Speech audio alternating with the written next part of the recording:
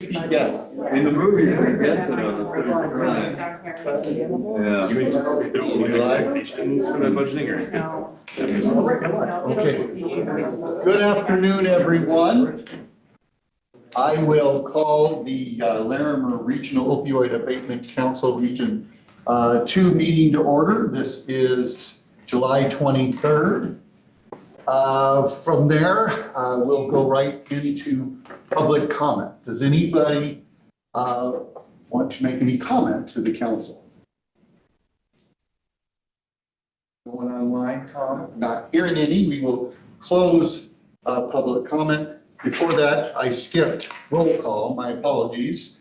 Voting members, Town of Estes Park. Here. City of Loveland. Present. Thank you, Zeke. City of Fort Collins, and we're going to welcome Jacob Castillo. And Jacob, a little bit about you. Present. Thank you. So thank you, Tom. My name is Jacob Castillo. I'm Assistant City Manager at the City of Fort Collins. I've been with the city for 3 years. Most of my portfolio is around sustainability services, people, planet, prosperity, but I also oversee building, planning, and land use. Prior to my time at the city, I spent 10 years with Larimer County, so I see a lot of familiar faces around the room today. Yes, and boy, I'm excited to have you, Jacob. Welcome. Thank you, Tom. Larimer. Are you involved in the Climate Smart Future Ready program then? He was from the beginning when he was with the county, and I think he still has a finger in it somehow. Yeah, oversee, I was the Chief Sustainability Officer prior to Assistant City Manager. That we get help Environmental. on that, up in Estes from you guys. Yeah. Thanks. Larimer County. Present. The Town of Wellington. Here. Thank you, Mayor Pro Tem Brian Mason. And representing the Board of Health, myself, President Tom Gonzalez. Thank you for that roll call. We are all here. Let's move to 3, approval of the June 25th, 2026 meeting minutes. Anybody want to make a motion? Mr. Chair, I also move that we approve the meetings as presented in the packet. And I'll second. We have a motion and a second. Any further conversation? Hearing none, I will. I did, yes. If anybody opposes that motion? Hearing none, that passes unanimously. Okay, with the transition from Rupa to Jacob, we lost our secretary. If you recall, the secretary helps with kind of reviews the minutes that Heather produces and provides feedback on those, as well as is the spokesperson for the council as well. So I will open that up for conversation, discussion on recommendations to nominate somebody for secretary. Mr. Chair, I would like to nominate, no offense to Jacob being brand new, but I thought I'd like to nominate our Estes Park Mayor. He's been here for a while and he's been consistent, and I'd like to nominate him as our secretary for this next cycle.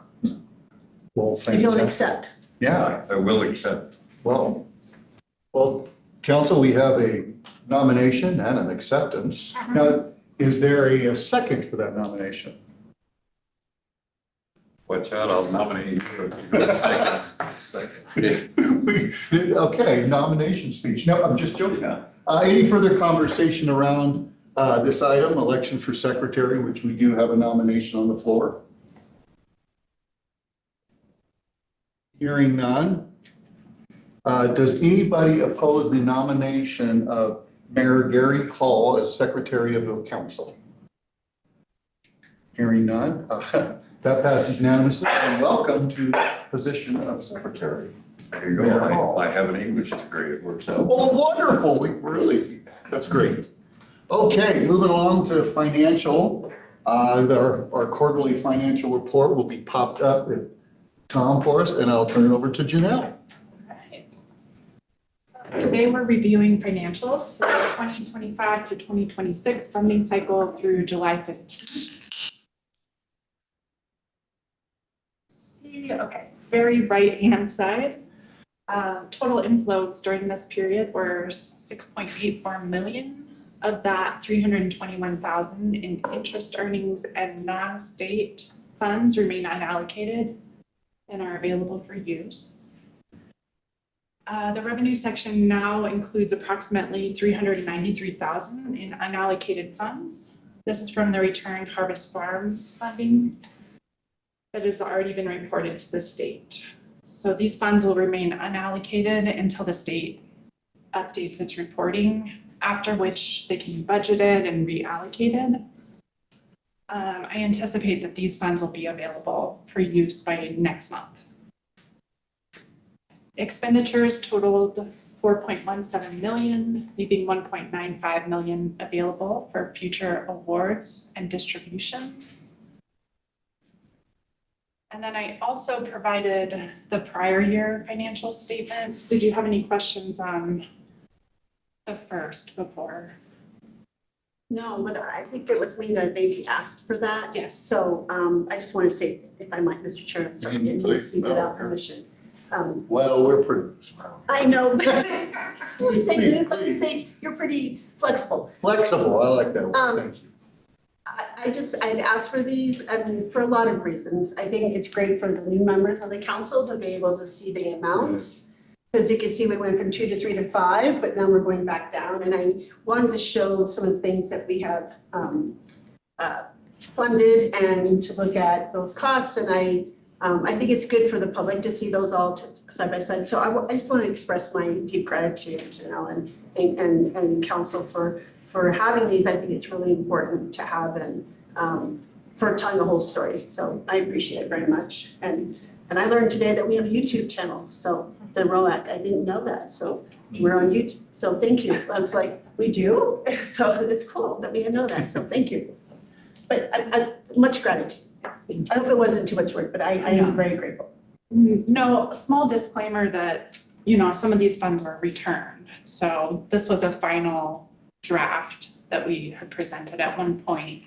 And since then, some of the funds have been returned. So if you add it all together, it might not give you exactly the right number. But to summarize it a little bit, since the inception of the opioid settlement funds, Region 2 has received a total of 10.87 million and has expended approximately 8.92 million. Wow, Wow. thank you for that. That says a lot of good work going on in our community. Thank you. Any questions on the financials? I do appreciate the comment, Vice Chair. I agree, and thank you. They do a lot of work, and I appreciate their work. At the end of the year like that, it's rolled forward, unspent, unallocated, so it does roll forward. It does. So if you went back one, so it's really small, but up at the top left, you'll see that same 665 Yeah, and unspent fund. 685, right, bouncing around. Yeah, there we go, 665. Yep. So they do roll forward and then we're able to budget it in different categories moving forward. You don't have to reallocate that 685, 665 or whatever. Or, well, I assume there are processes at the beginning of the year, but yeah, good. Great question. Any other comments, questions? Yes, Pam. Unless it's a lot of work, I mean, because I want to remind council that we're very fortunate, and maybe I'm a little biased, but I don't think I am, because I know how some of the other ROACs, they pay for administrative help and facilitation.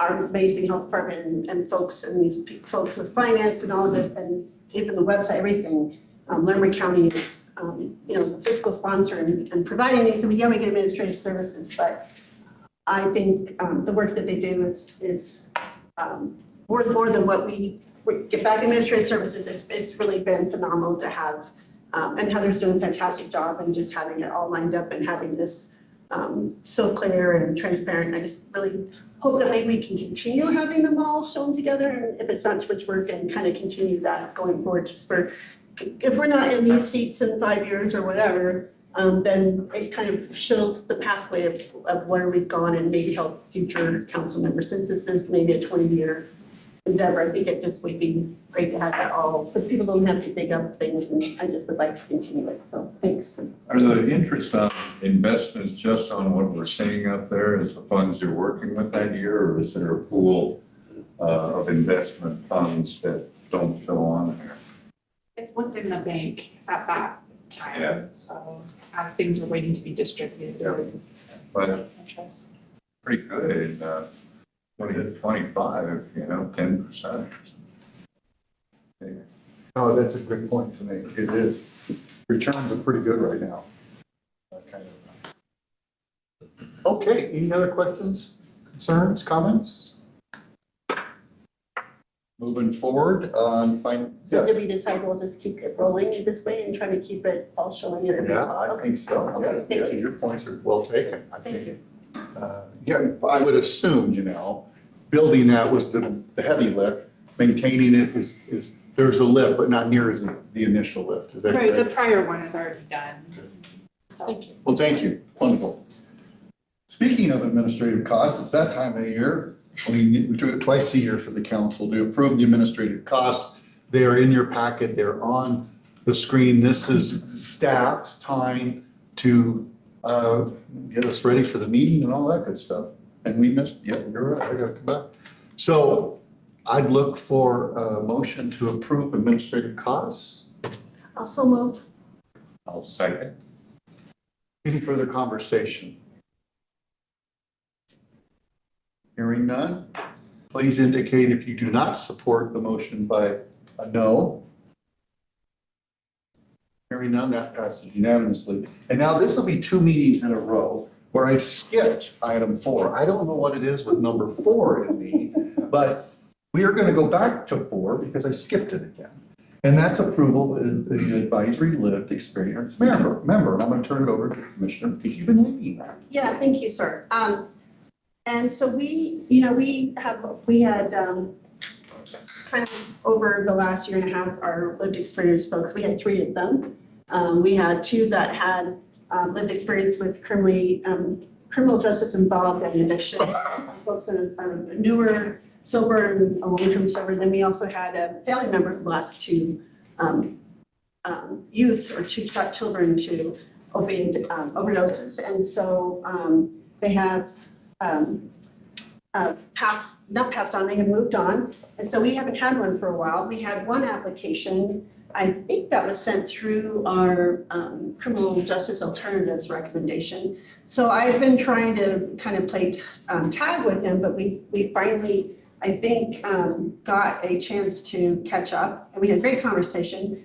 I had to really kind of explain that this is a way to change policy, because I think they want to change policy of how the system works. And so I'm very passionate about giving the voice for those who are maybe have addictions that when they come out of the criminal justice system and into kind of that transition, how we support them and don't leave them kind of with no safety net. So there's some really good lived experience and some really passionate, and his name is Ty. He's 41. He's been in and out of his struggles with addiction, and most of his life he's been involved with the criminal justice system, and he's currently been sober for over a year. He is in some, he's getting in some classes to become a peer coach, and he is been involved with a pretty high level fentanyl case, and so he has some direct and very immediate experience with fentanyl and opiates. And so I won't go into, because it is public, I don't want to go, I'm sure it's all public, but I don't want to go through his whole history there. He really wants to be here because he says, I would like to help find a more effective and efficient way of dealing with addiction and finding a better way of preventing recidivism in my community. So I think that's his passion, but I had to really kind of walk with him what we are and what we do. He says, I'm currently in some classes, and he's just weeks away from his peer coaching classes to start. And he was very much helped with restructuring the mentor program inside of the community corrections program here at Limerick County. I think that's how he got to our application process. And then he's hoping that he can maybe even look for a job with some Stonecroft Partners going forward. And he says, I tried to explain to him about reviewing the meeting materials and becoming here monthly, and that we'd like to see him in person, but he could do online, because I know he's also going to probably having some jobs, but I really stressed that we needed to have the attendance. And he agreed that he would uphold the ethics and the privacy and the confidentiality and the code of conduct.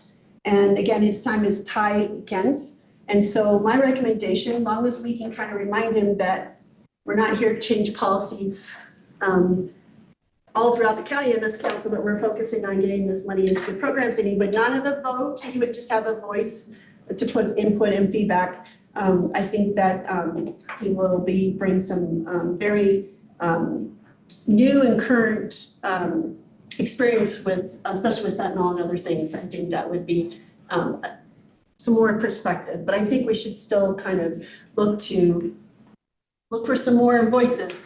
Mr. District Attorney and other people listening on Concord. I'm sure that's how he got through us, is through community justice alternatives on Concord.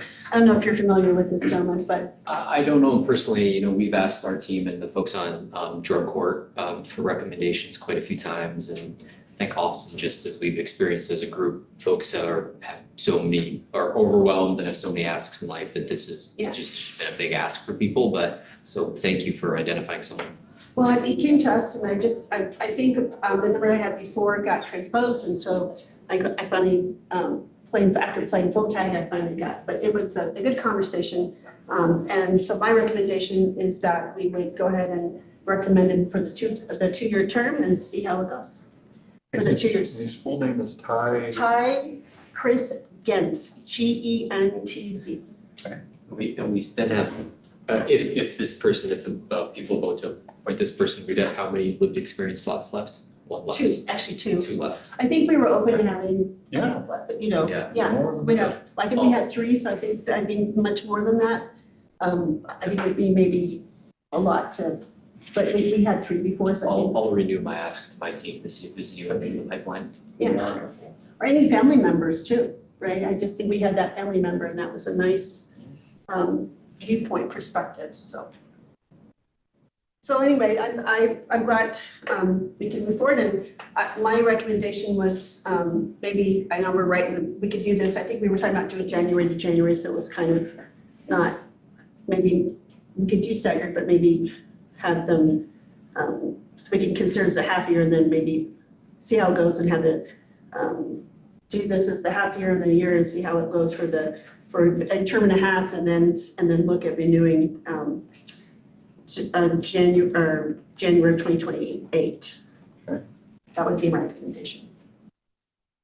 put that in a form of a motion. I move that we accept and appoint Ty Chris Gens as a member of this council of lived experience for a term starting August 1st, we'll just say August 1st since we're so close to, because that'll be our next meeting, through January of 2028, and with the opportunity to renew for another term after that, if he so wishes, and invite him to be here at our first, our council in August, and that would give the chair and others a chance to onboard him, so. That's a motion. Do I have a second? I'll second. We have a motion and a second. Any further conversation? Hearing none. Does anybody oppose that motion? Hearing none, that passes unanimously, and I'm looking forward to meeting Ty and getting him on the council. That'll be great. Gens, Gentz. I think that's how you would pronounce it, Gens. And thank you for your work on Yep, thank you. recruiting time. Okay, moving now back to 6C, if I haven't missed anything else on the agenda. I'm going to turn this over to Jared and John, the available funds update, their spreadsheet they have. This is something we're bringing up, trying monthly just to kind of level set for everyone on the buckets we have, as we call, and then where are we at on spending. So Jared and John. May I have a moment of personal privilege for a quick second? Sure. Many of you may not know, but Dr. Jared Olson and Director Gonzalez and many others were nationally recognized a few weeks ago at the Academy Awards of the National Association of County and City Health Officials. officials. NACHO, not And, NACHO. and I'm looking for your text, but they received 2 awards, including Dr. Olson, and it was pretty prestigious. And so I just wanted to take a moment to congratulate Dr. Olson and Director Gonzalez and everyone. There was quite a few people up there, all the people involved, outstanding, and just really proud of. Since you take care of the whole county, we all should be just giving you a big hand of applause. So congratulations. Very kind of you, and thank you, and it is under Jared's leadership. Well, that's why I thought, oh, I should say congratulations. Okay, abrupt shift of gears. Sorry, but No, it's fine. It's great. Thank you so much. More embarrassing. No, it's wonderful. I wasn't sure what my transition was going to be. Okay. But just to remind everyone, so we have the return of Fort Collins Rescue Mission funds. It was not quite the full amount, but it has been added back in. So that original amount as distributed is no longer included in this budgetary line. We have 2 grantees from the prior year that we are still anticipating a request from. Those are in this kind of purple color. And then we have 1 new grantee, so not funded last year, but seeking funding for this year, that is recorded in orange, who will be presenting at this meeting.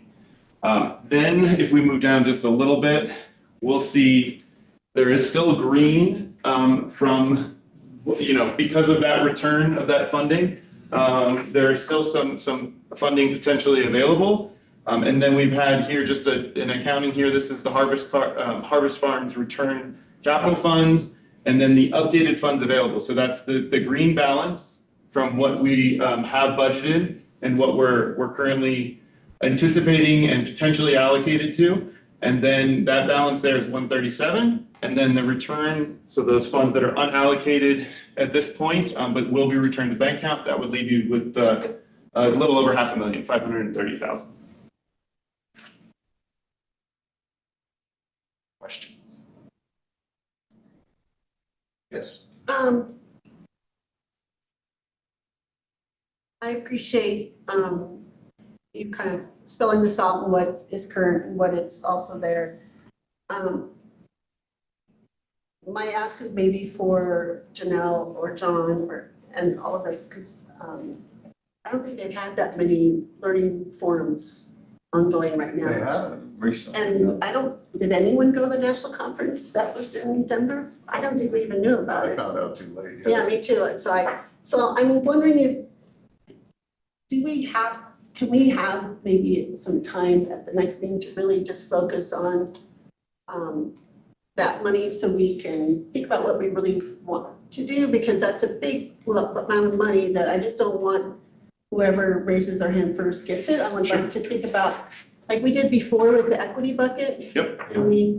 And we took some time to think about what we really wanted to do to move the needle and what the buckets were, what we really wanted to maybe focus on. And so I wondered if we could, like we had before, take a chance to look at the landscape, see, if it was a certain demographic that we, with just a little money, we could really move the needle again. I think you remember those conversations you led with Dr. Olson, and look at kind of the community health fund and behavioral health, and how could we use this in the best way possible instead of just like trying to make a decision quickly. I think it'd be nice to see what we really could do. If we could have just a chance to take a breath and look at that and really think about what we'd like to move forward with. That's my recommendation. Well, I appreciate that, because I was thinking on that on my flight back from Kentucky, was that we needed to do that. And what's timing is great, is we did that last year in August. Mhm. So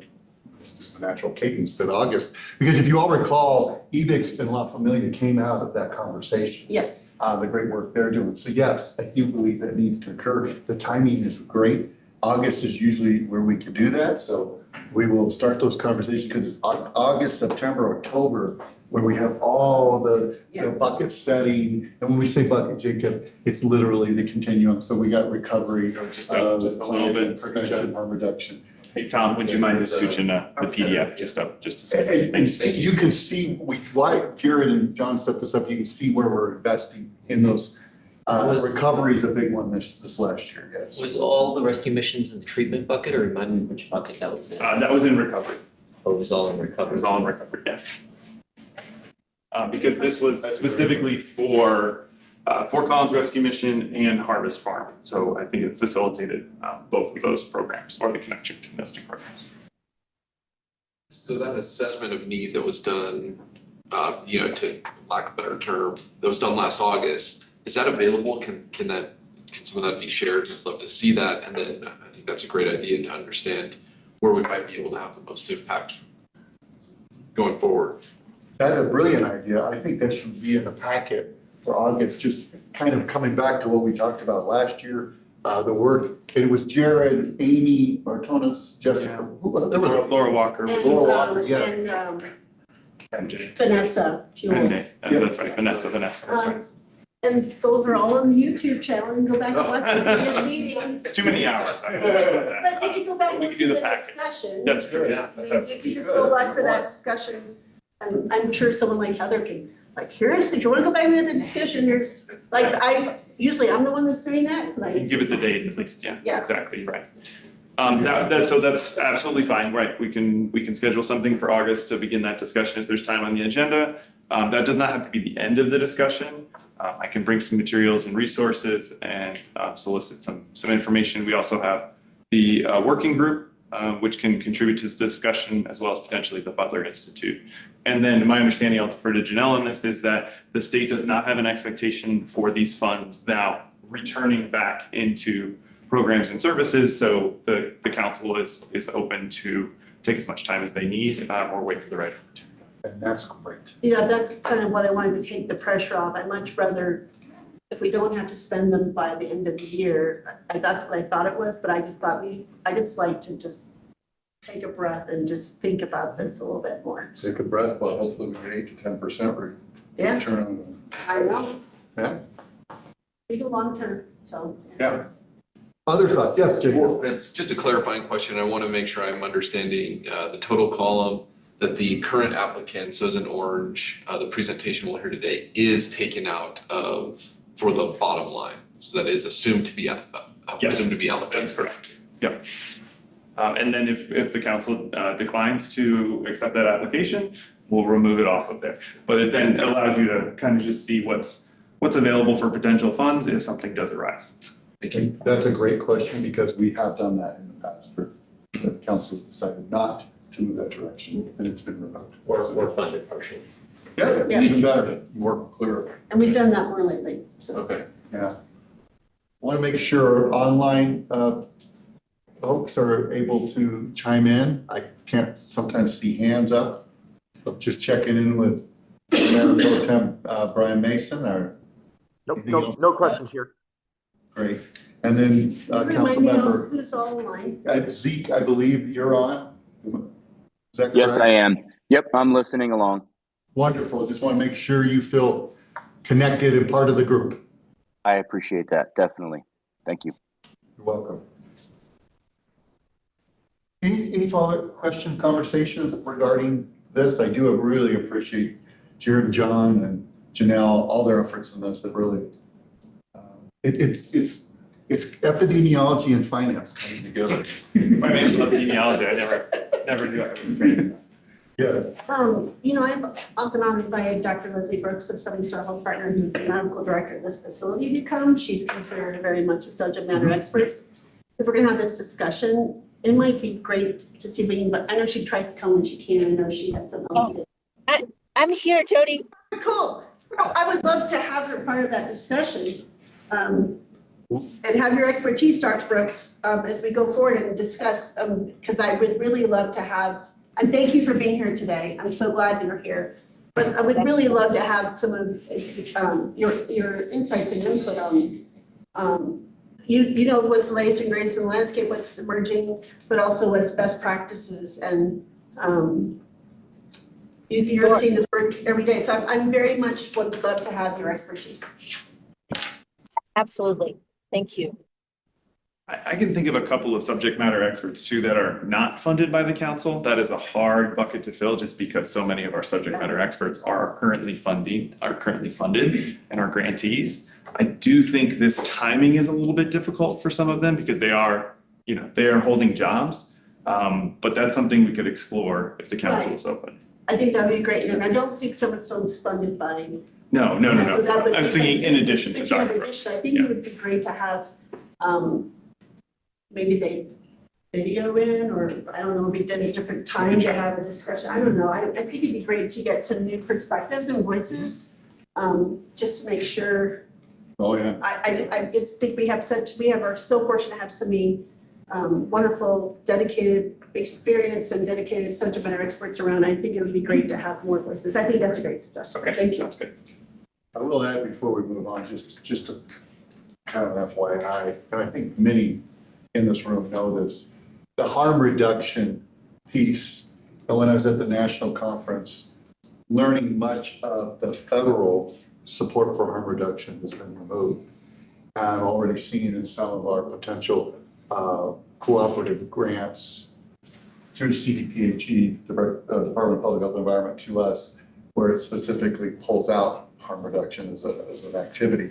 So I'm kind of seeing that increasing. So that may be an area where this council needs to have a conversation about potentially investing more to support. Because we know harm reduction saves lives. And yes, I believe. Yeah. I'm curious if anyone here knows, or we could ask some of our grantees about what has that decrease in federal funds looks like, and where are those buckets, right? Are some organizations or some of these buckets more impacted than others by that reduction? And we all know that exists, but I don't know sort of visually what that looks like in terms of where those gaps are popping up in the last, 12 months. That's a brilliant idea. Can the ad hoc group, I wonder if that would be an activity, because you were on that. Yeah, I need to start asking them to move to a different time. It's still on the Thursday around this time, but it's always during my business park meeting. But yeah, I think if we have a separate meeting, maybe we could just do an ad hoc group. And just hear from. Maybe we can do an ad hoc group with his suggestion, with the people that can be here, plus with some of the groups. And maybe find a time and try to do that to kind of draw all those people together. And I was also wondering, do we need, and David's online, David A. Road, our wonderful attorney, county attorney, are we completely exempt from that federal language challenge? Or is because Laramie County is a fiscal agent that would be something to have some discretion or some consideration for, if I'm making my question clear without being too political? I'm going to confess I'm not sure I am following the question. So if harm reduction, as Director Gonzalez said, had to be removed from as a approved or allowed use for a lot of these federal grants, and we are kind of a separate entity, non-entity, because this money is, the federal government really can't, I don't think has a say over how the money is used, but because Laramie County is a fiscal agent and it's on our website, does that put any challenges for us to look at funding things that maybe others can't right now? I guess is that better?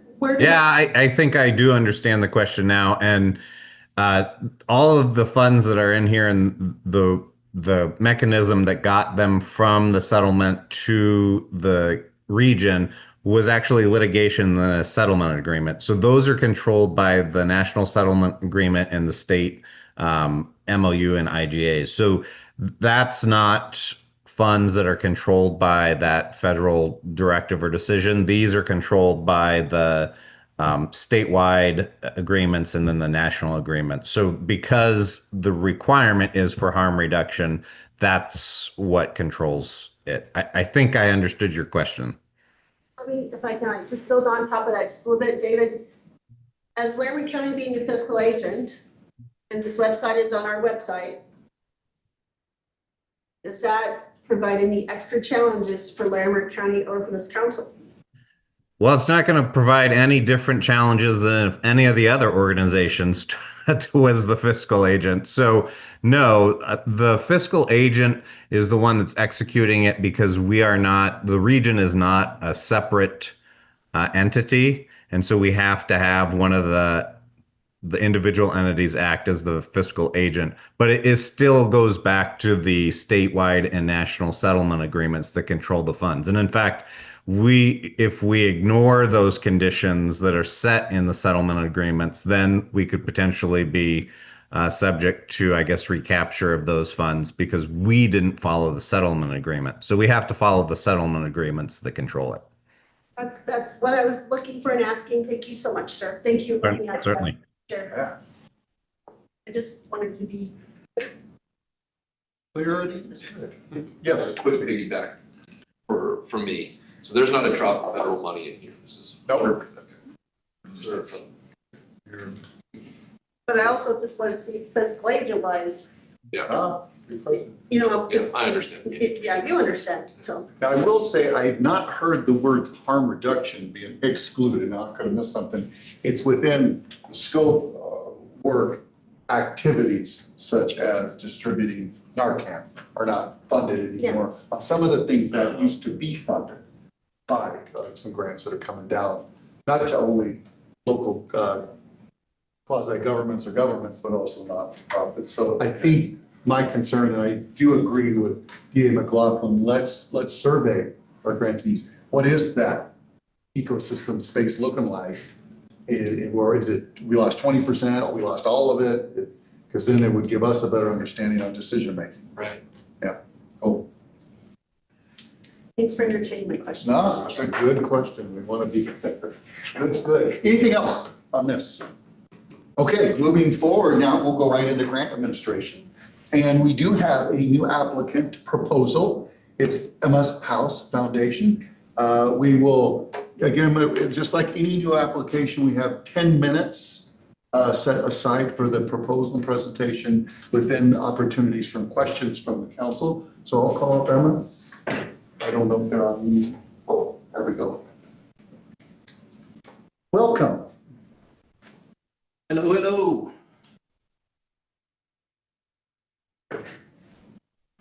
All right. Good afternoon, everybody. Thank you for providing us the opportunity to come speak to you today about Emmy's House Foundation. My name is Dave Schlosser. I'm the executive director. My wife and I started Emmy's House Foundation in 2019 as a for-profit. We received our 501c3 status in 2020. Since then, we have been completely independent and autonomous. We've been able to keep the doors open just based off of, I mean, honestly, sheer good luck, determination, and the room fees from our residents. In that time, we've helped serve over 200 men. We've had a 95% estimated in-house sobriety rate. Unfortunately, there is a chance that somebody's going to mess up. But of all the men that we've had, honestly, we only have to ask 3, maybe 4 a year to leave because they relapsed and they didn't want to check in a detox. They didn't want to do the hard work to get back on track. One of the requirements of Emmy's House Foundation is we do understand that being sober means you have to have a purpose. You have to have something to wake up for in the morning. So we do require everybody in our house to be employed. We have a 100% employment rate. Nobody sits around the house, gets bored, twiddles their thumbs. Our incoming residential service director, Mr. David Hinkle, has been sober for 7+ years. I'll let him tell you his story. He's been with Emmy's House for 5 years. He's been a manager of the house that we have for the last 3 years. And so we are actually going to be hiring him into a director position to be the resident services director. Hey, I guess I give you my qualifications. I'm 64. I've spent probably 50 years of my life in a bottle. And it took some hard knocks to sober me up. And I could say I've had 7.5 years of solid sobriety. So the reason why I give you that is because there ain't nobody that can come into my house and I don't understand where they come from. Because sobriety is easy to get, but it's hard as hell to keep. And that's what I teach these guys. And I can honestly say, I've watched these men change from day one to when they exit, a totally different man. I'm gonna take some of that because it's not an easy deal, and that's what I teach in my house. I leave the treatment to the Summit Stone, Creative Council, the people that are professional. My profession comes from life. And that's as far as I'm gonna let it go. I'm there to help these guys. When I see them falling, I'm one of the first to say what's going on before they go back to where they come. This is why our success rate is so well. How some of them guys are doing today, I don't know. They've gone on. But the guys that are there now are solid. And I got one guy who graduated just a week or so ago from probation, the drug court, the whole 9 yards. He's getting ready to finish his last 2 semesters at Front Range. So, yeah, Emmy House is a good thing for this community, and I want to help to make it even better, more opportunities. So what brings us here today is obviously closure of Harvest Farms. That means that there are 72 beds that are no longer available in northern Colorado. We have been around for 7 years. We've never asked for help. We've never humbled ourselves enough to say, hey, we're here for you. But with that closure of those 72 beds, we would like to request money for a few different things. One, but we'll get to that in a moment here, sorry. With those 72 beds offline and the Resolution Center not expected to open for at least the next 6 months, is a huge gap. Emmy's House would like to step up. Emmy's House would like to open another facility and have the opportunity to help close that gap. The way that Emmy's House Foundation works, we do not have a faith requirement. We are not a faith-based organization. You can work whatever works for you. If you are an atheist, if you are a Christian, Buddhist, Muslim, your walk to recovery is your walk. We do not have a clock on recovery. We have some guys who stayed with us, again, 5 years. If you are ready to graduate, if you have saved your money, if you were sober, if you have a job, we're super excited for you to graduate and move on with your life. But you do that on your timeline. Again, employment is required. It's one of the mandates for who we are and how we work as a foundation. We are MAT inclusive. We've worked with people on methadone. We've worked with people, with Xanax and, that kind of thing. We do request when it comes to MAT, they have to make sure that they use it medically in the way that it's prescribed and not as a crutch or a replacement for the substance that they're trying to get rid of. We are here today to ask $226,723. This is first and foremost going to go to compensate direct staff for the first time in Emmy's House history. In the 7 years I've been doing this, I've never taken a salary. I'm able to reimburse myself for office fees. That's it. I've never gotten paid. We would also like to open and run a second house with approximately 10 beds in Fort Collins.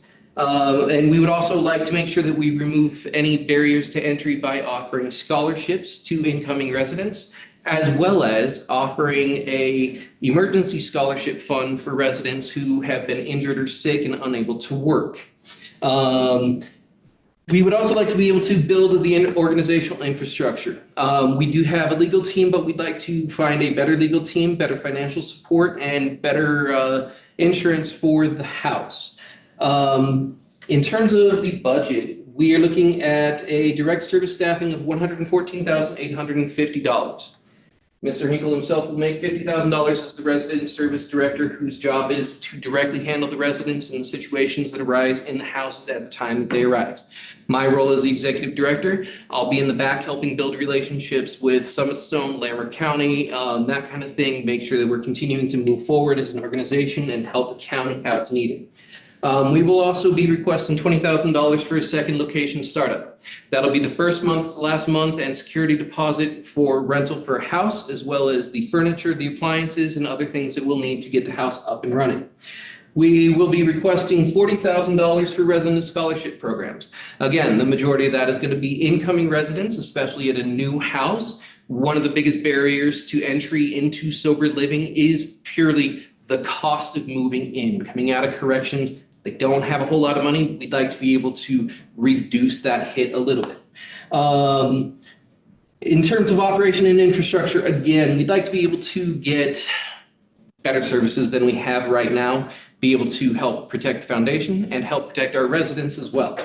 In terms of indirect costs, we would like to request $29,573. What that will do is that will help cover any rent shortages, any utilities, phones, and administrative overhead. We will also be taking a large part of that money and putting it into a monthly community building event for the foundation. Either taking the members of the foundation out for, building a house or building house coherence and building unit coherence, or we'll go ahead and we'll put that towards, a table at different sobriety events, different recovery events, so on and so forth. Resident scholarship programs. For the scholarship program, the way that we would like to do this is we would like to be able to offer scholarships for 24 residents in a year. The way that that would work is the first month, 100% of their room fee will be covered. That's $800. Month 2, 50% of their room fee will be covered at $200. Month 3, 25% of the room fee will be covered at $200. I think I had those numbers mixed up. I apologize. Basically, what that comes out to is $1,400 per resident for a total of $33,600. We would also like to offer an emergency hardship scholarship. One of the things that we've run into a few different times in the 7 years that we've been doing this is most of our clients are on bicycles or skateboards.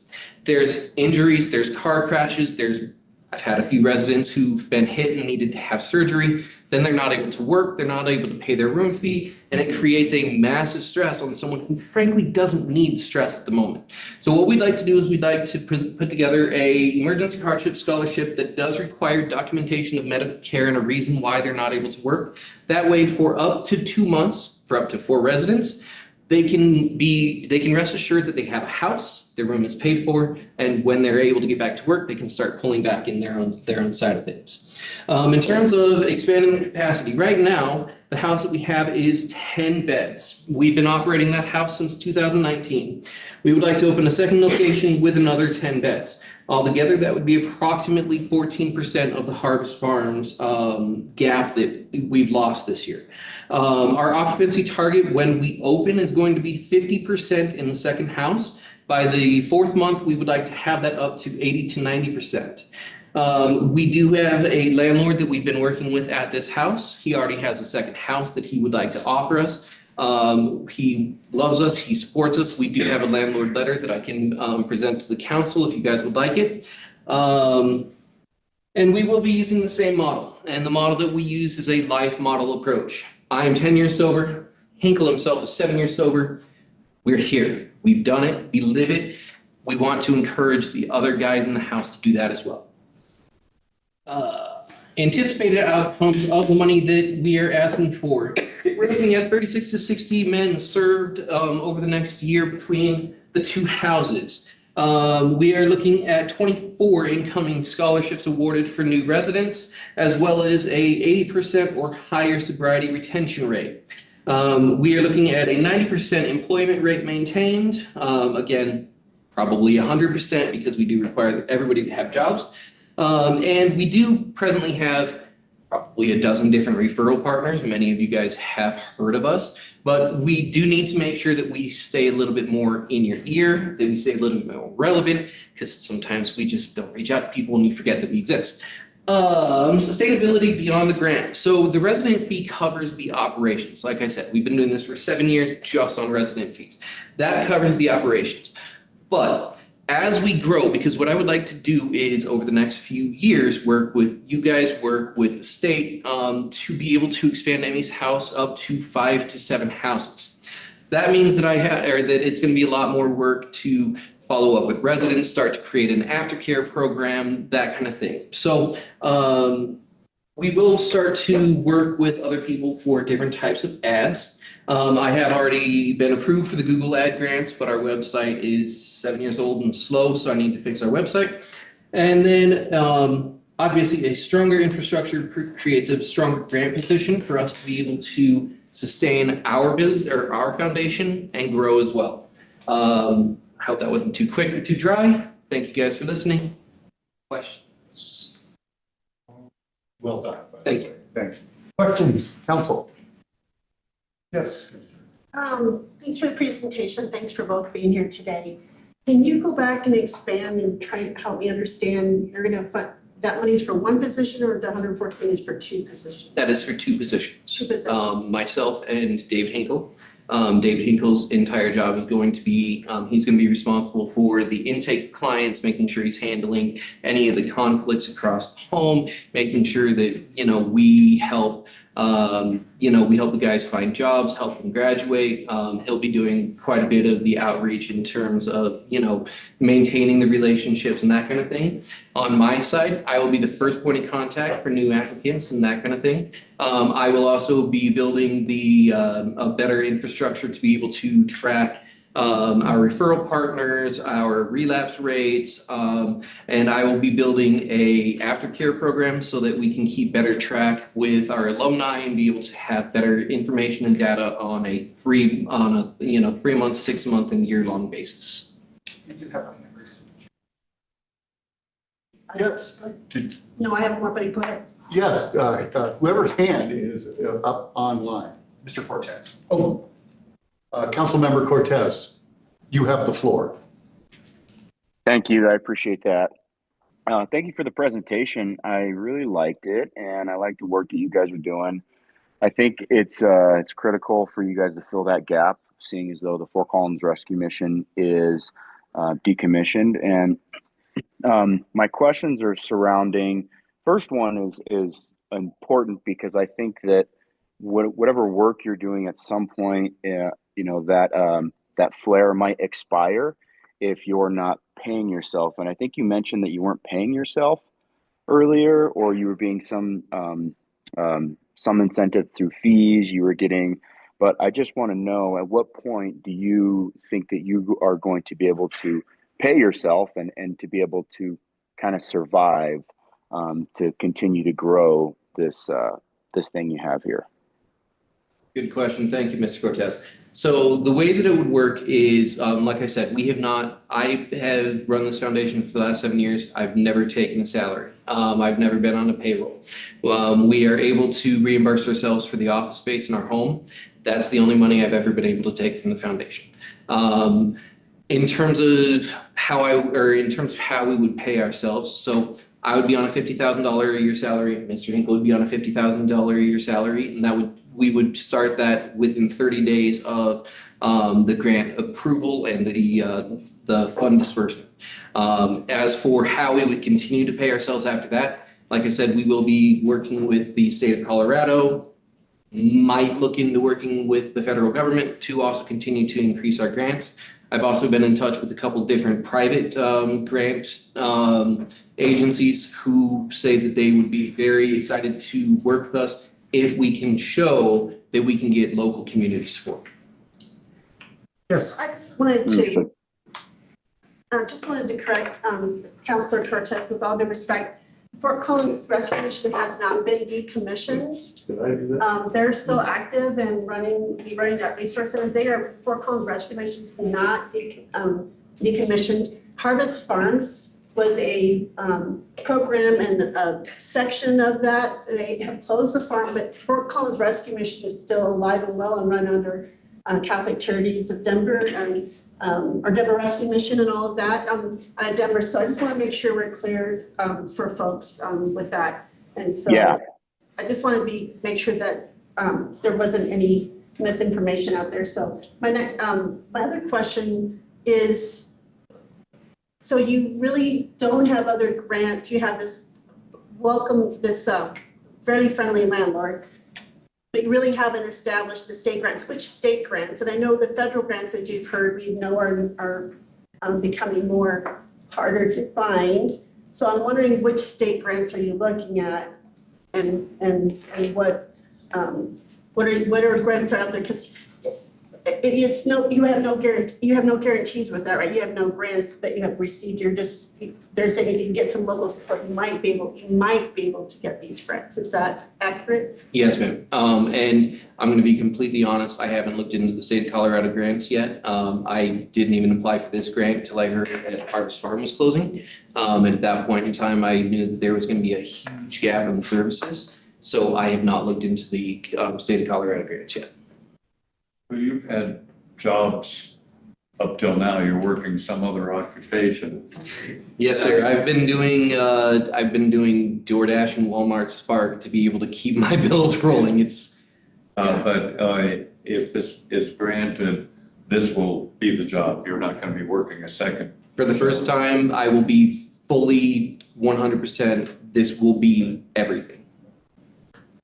Does Zeke have a hand? Councilmember Cortez, is your hand still up? I just want to double check. Yeah, it was. I didn't know Right, how thank we were you. doing the questioning, whether we would just keep going or we do it, with, each have 2 or 3 minutes. The my other follow-up question was regarding the, let me see here, I have it written down.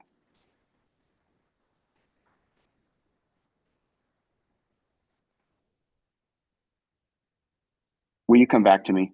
I need to find it. I'm sorry. Sure. Yes, Commissioner. I just have to say, and David, maybe you could help me with this. We just had the experience of paying for capital expenses and helping someone expand, and that didn't go well. And that was a long-term partner who had really been established. And I think best practices, we could certainly see that, funding for treatment and other purposes might be a good way to go, but looking at and maybe funding the staffing, but I'm really nervous about until we have more discussion and see how things are running. And since we just got out of this with the Harvest Farms, I'm not really comfortable funding legal and refrigerators and lots of things. I do feel comfortable giving scholarships and maybe funding the staffing. So I'm not sure I'm comfortable funding the full amount with those other things after we've had this experience. And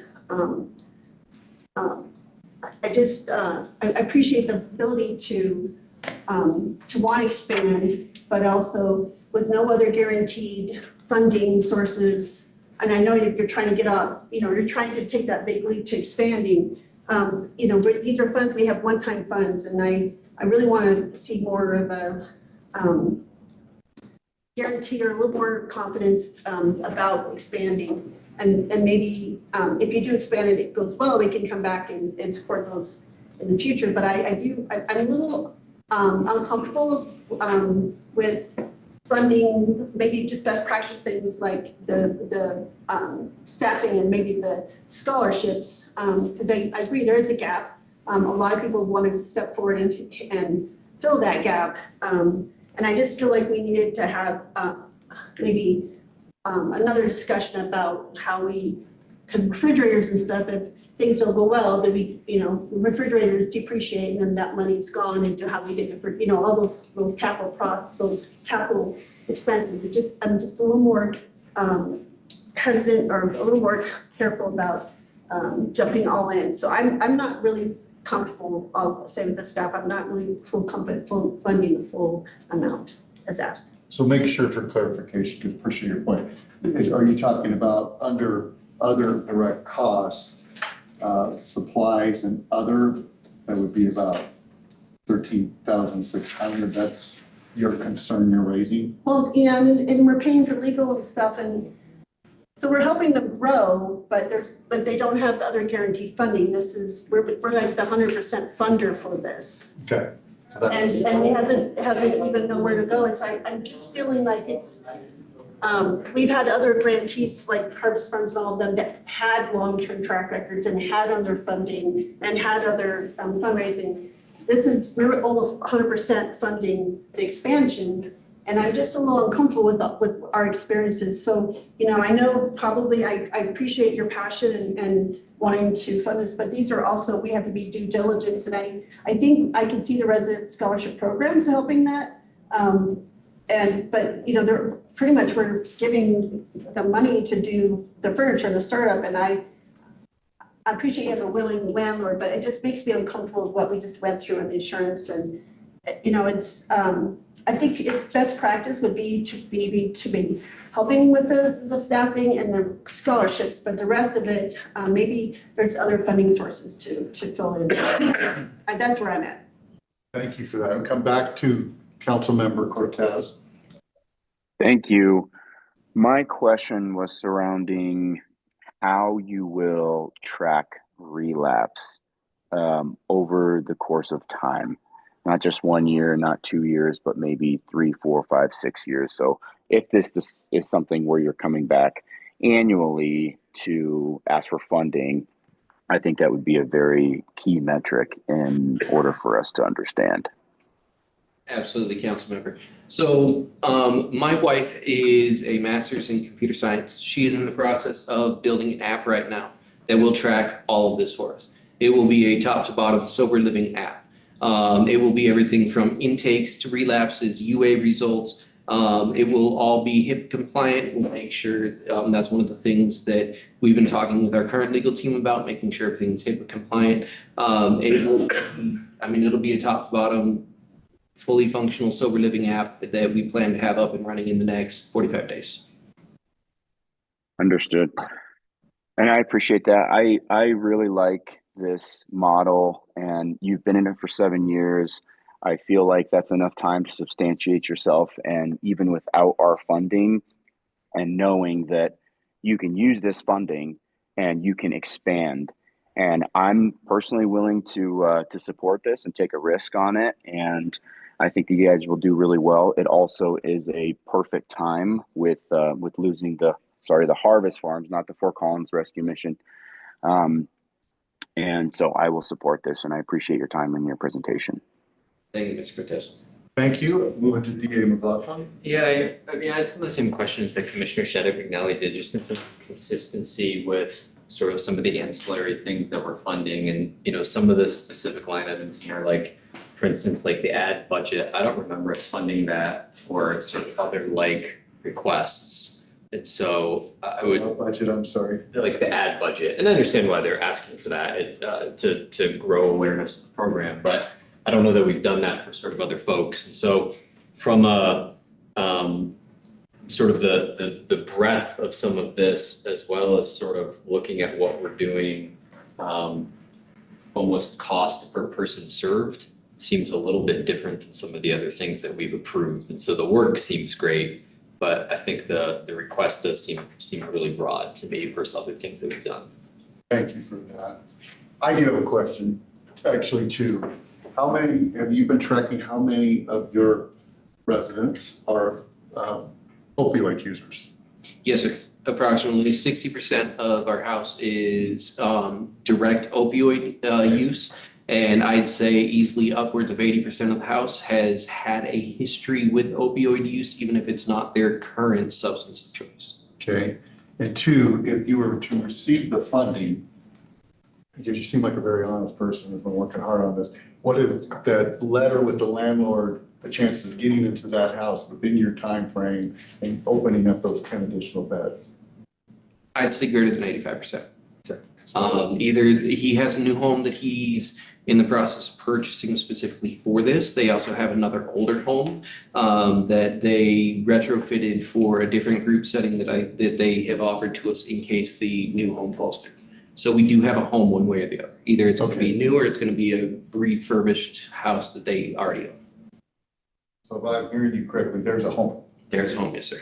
Okay. Other questions? Yes. Okay, just piggyback on the housing.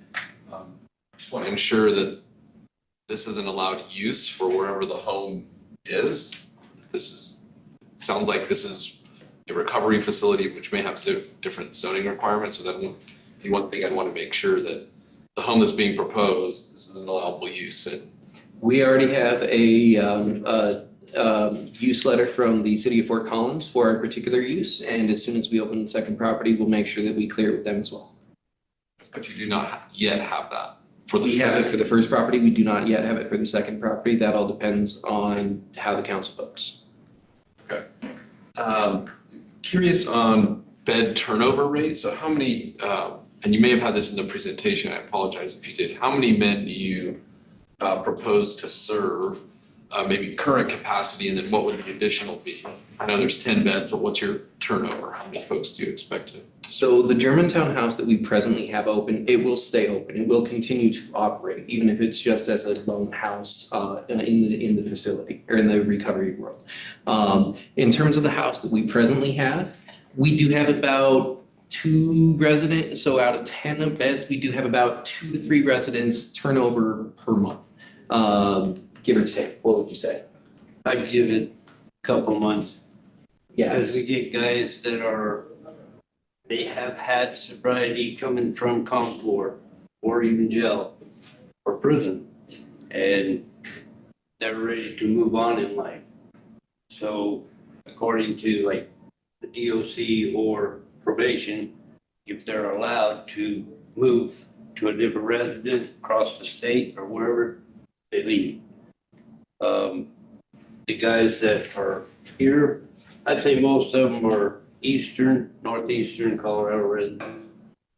And the majority of them end up going back home. Now, stay contact with them, because they don't answer the phone. But I do have contact information on everyone. So yeah, I'd say on average, we have about 2 to 3 guys turnover every month or 2. Okay, so 25 to 35, 36. Give or take, yes. A year. And then no sobriety retention data post like graduation or leaving the. No, sir. And I've been working with Avenues Recovery, learning about their aftercare program. Very impressed by that. I'm hoping to take some of the things that I've learned from Avenues Recovery and implement that into Emmy's House Foundation so that we can keep better track of our residents after they leave.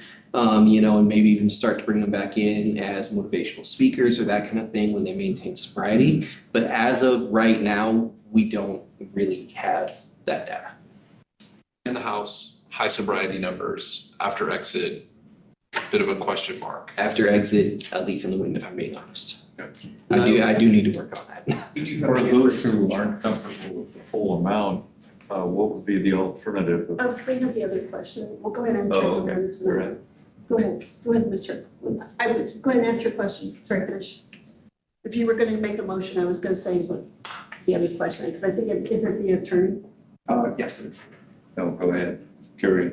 Sorry, I thought it might be the attorney, so I apologize, Mr. Mayor. Please. Well, I'm I don't curious. know, were you done, Jacob? Yeah.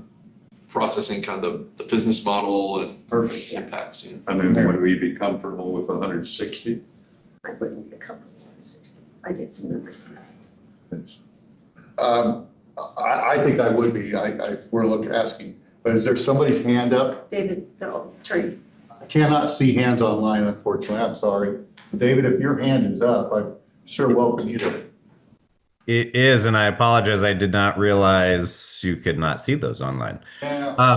There had been a couple of conversations, and I figured I should at least advise the council on some of the information contained in our statewide MOU. To my recollection, and I could be wrong, this will be the first time that an entity's come before the council and asked for what amounts to 100% funding. In other words, the sole source of their funding.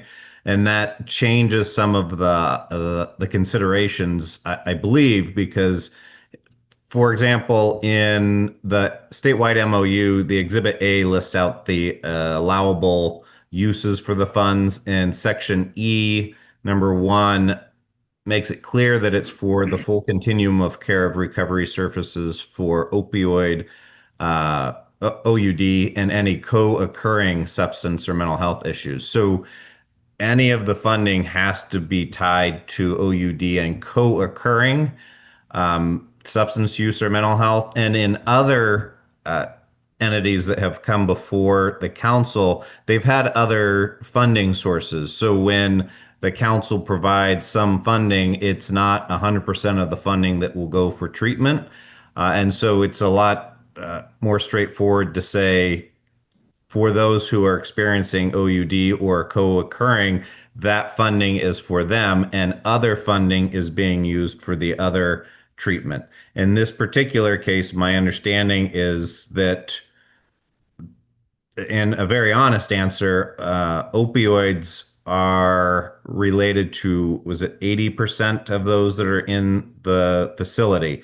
And if there is no other funding, then that by definition means that the council will be funding treatment for others who are not either related to OUD or any co-occurring substance use.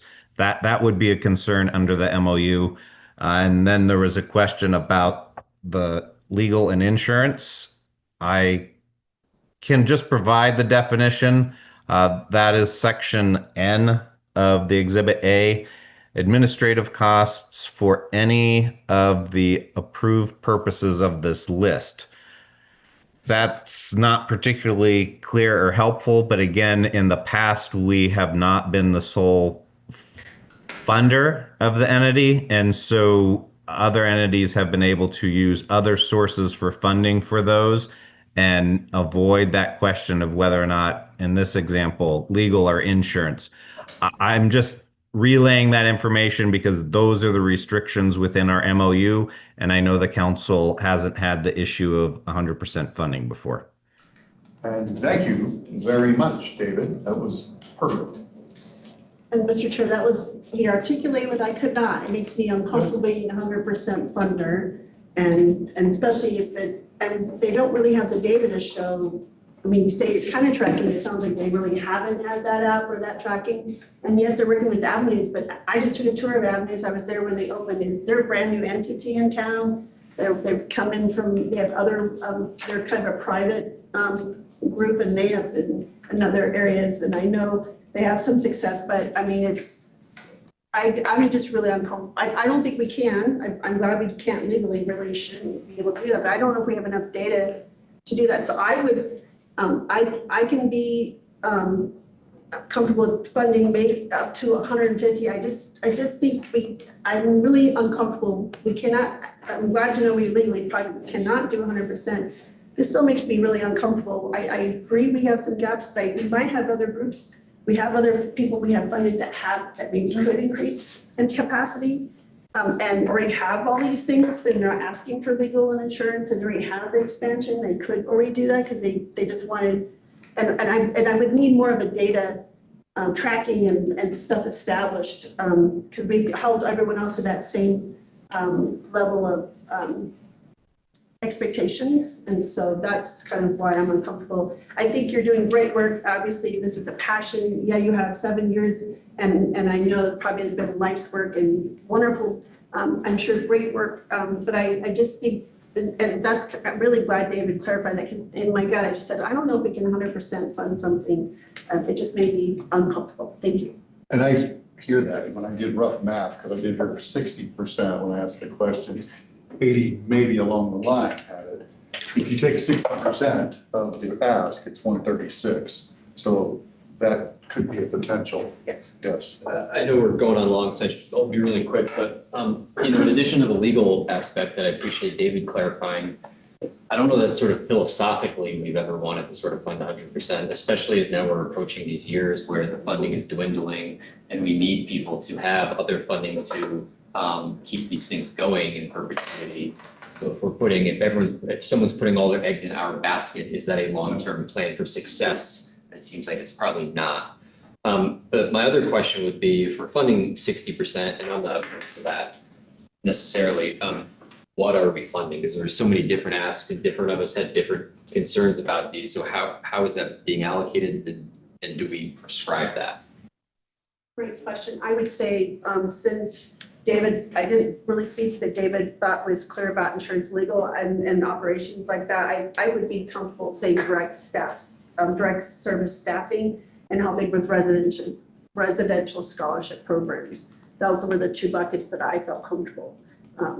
Because that's the need, right? That's the need. Yes, yeah. And we've done that before. And we're gonna hear one here pretty soon.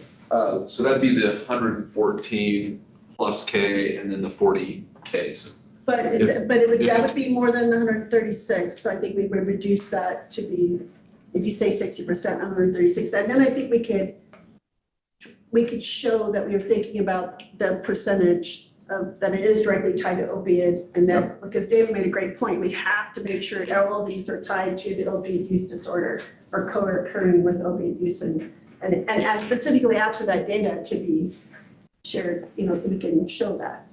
You're hearing the conversation around that. Would that funding be able to get you in the right direction to add more beds for sober, I think especially with directly to opioids? I believe it would help us be able to focus more of the beds towards opioids in terms of being able to open more beds. Unfortunately, with one house, we're stuck with 10 beds. Now, could we definitely dedicate 7 or 8 of those beds to be specifically specifically opioid use? Absolutely.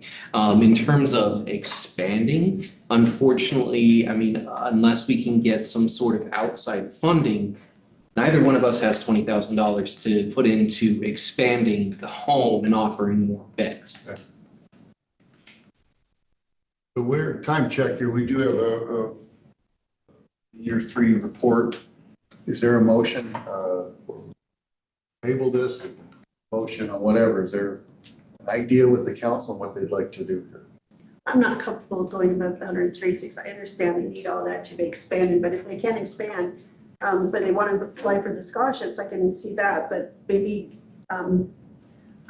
I can't feel comfortable supporting that more than that going forward. If we want to table this and see if they want to come back and look at other funding, but even when they came, they're not sure where to go for state funding and things. And so maybe giving them a little more time to look at those and other avenues. Otherwise, if they don't feel the 136 would be enough to go, then instead of saying completely no, give them if we want to table it, I'm open with that too. I got a head nod.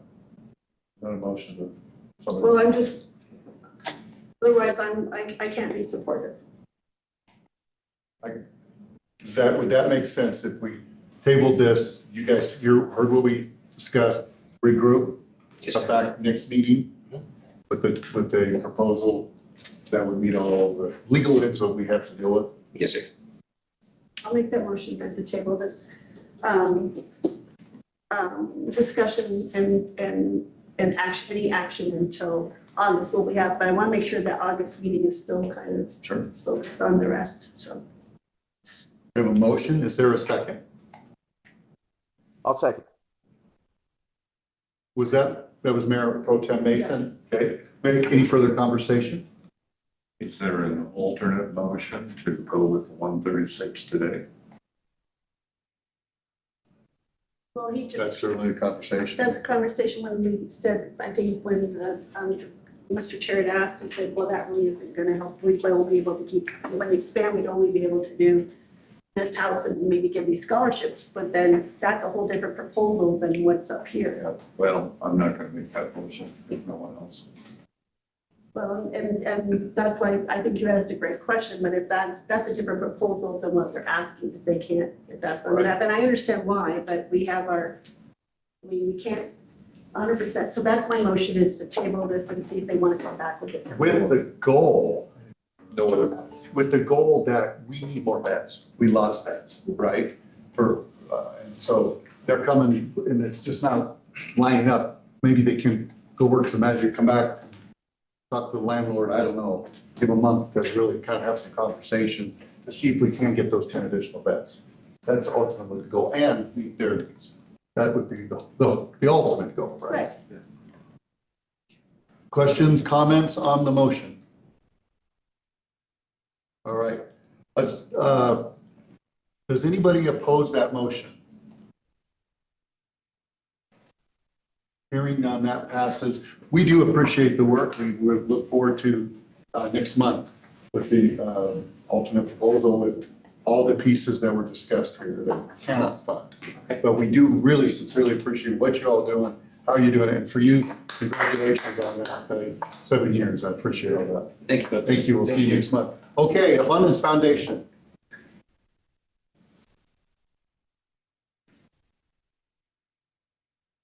Welcome. Hi. My name's Elizabeth, and I'm actually the Creative Director of Business Development. And I've been with the Abundance Foundation from the beginning. I've been with Brian. So we're here to do our report, and I've never been to one of these, so this is a good time here. Nice to meet you all. And so I'm here to report. Is that what I'm doing here? You are, yeah. Okay, so you're gonna be patient with me. We're gonna have a good time doing this. So, I'm reporting that we served 401 individuals this last year, 60% over our target. We significantly expanded our over Claremore County, so we met and exceeded that. With housing, 100%, 100%. So we met and exceeded that. In the beginning, our actual income, let me see how I read this. This is gonna be easier here. 100% are housed, 83.18 of that is independently housed. Our sobriety success, 70% rate was our target goal, and 94.55 is actually stable. So we exceeded that. Employment here, we exceeded that also with 91.78 reporting that they are full-time employed. So awesome rates here. So in our, we do have an awesome way of tracking what we're doing here. Our baseline in the beginning for tracking this, their baseline was 47.99 was sober in the beginning, and our follow-up tracking reports at 94.55% is still sober. And our baseline, our people reported that they were only 41.98 reported being employed. And currently with our follow-up surveys, they are 91.78 report being full-time employed. For independent housing, again, baseline 37.8 reported being housed, and our follow-up 83.18 is housed. So turn the page here. 90% of our clients reported moderate to high quality of life across combined with our physical and mental health indicators, up from 50% from their baseline surveys. So that is just incredible. 89.59% of our program participants expressed a vibrant and optimistic outlook for their future, up from 42%. And our spirituality and resilience, 83.18% actively integrated into their spirituality or deep personal connection into daily recovery routines and foster long-term resilience.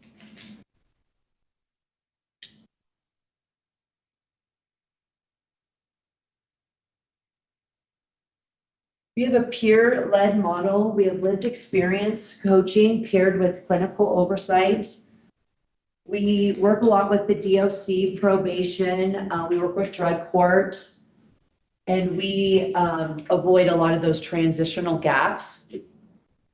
We tailor on removing barriers, and we have really worked hard to remove the gaps here with childcare, and we really tailor towards our women.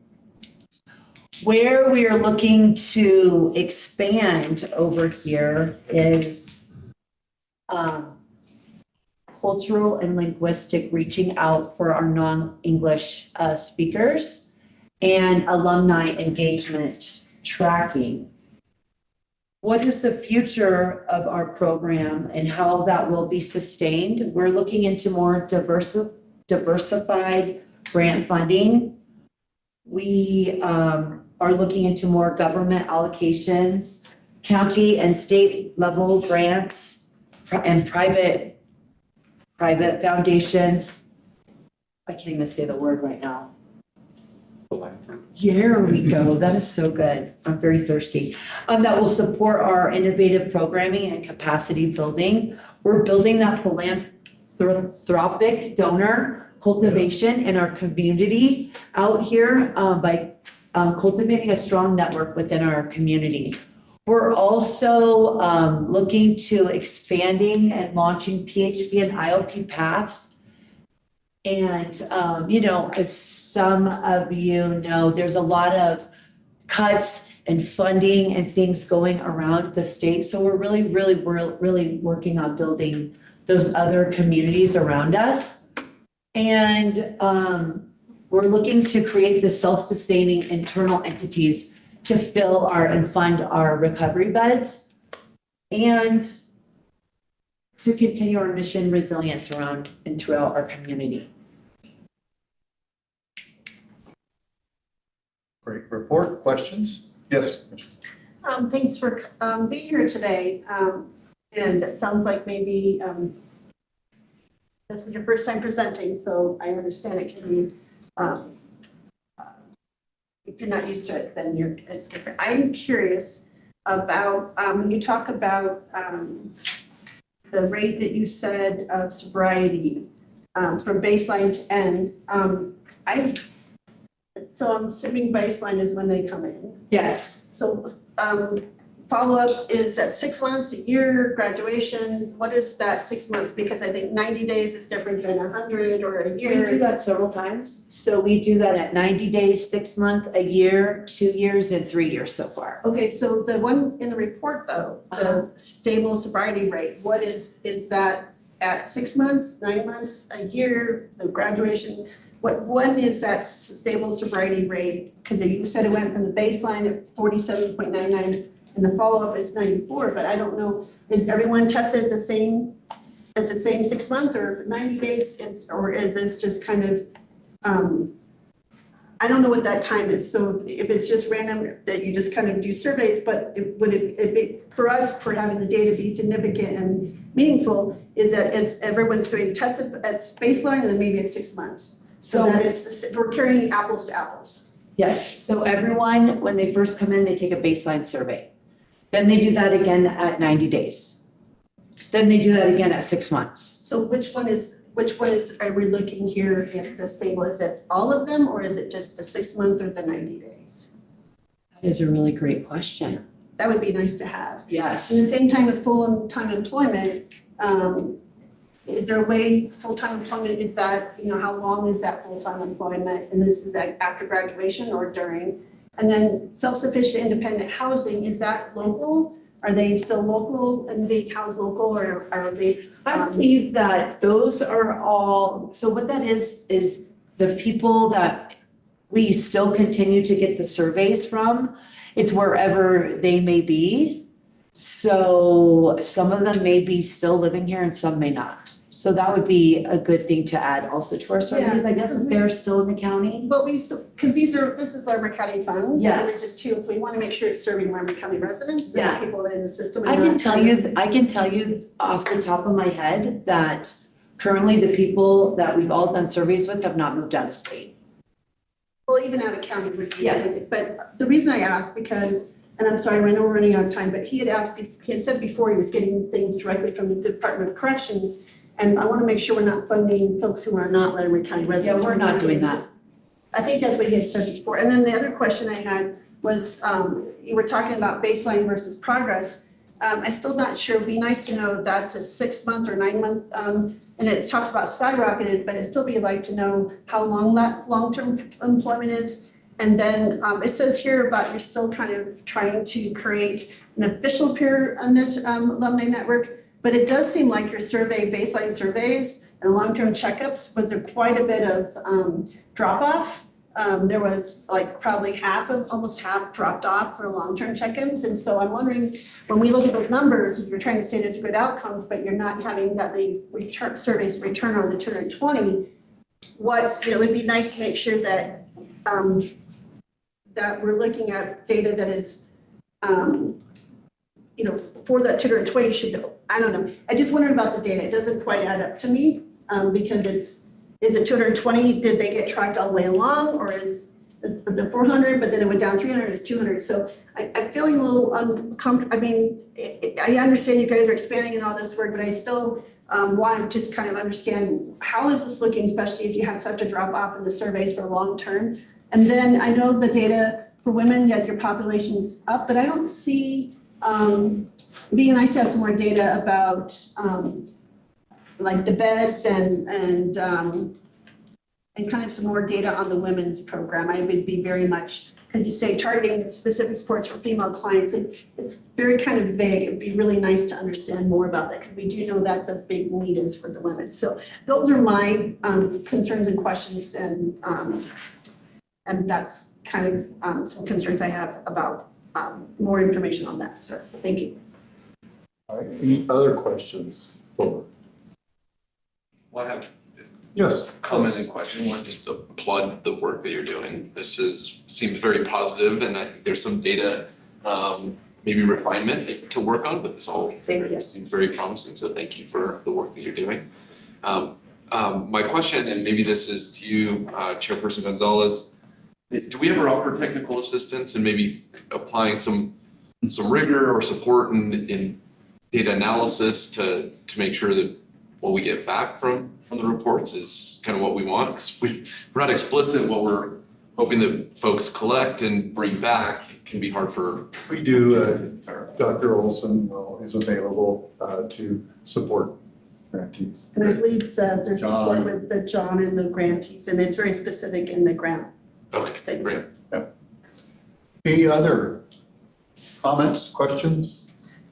It's important work. I appreciate the presentation, and then I would like to ask, going forward, if you come back again, I'd really like to have some more, I mean, just the 58%, but I would just really like to know more about the women's, a little more details about the women's program. Perfect. And I would like to add the positive outlook piece. That's all part of community health improvement plan, and people feeling empowered, valued, part of community. That is really, really promising. Good work. So It is really exciting. it's very exciting. So any other comments before we make a motion to accept the final report? I'll move to accept the report. Second. We got a motion and a second. Any further conversation? Hearing none, does anybody oppose that motion? Passes unanimously. Thank you very much and great work. Appreciate what you're doing. All right, we are at that point in the meeting where I'll take a motion to adjourn. I'll make the motion to adjourn at 3:34. Does anybody oppose that? We are adjourned. Great work, team. Thank you. Have a good rest of Did your it day. without a second. Thanks, everybody.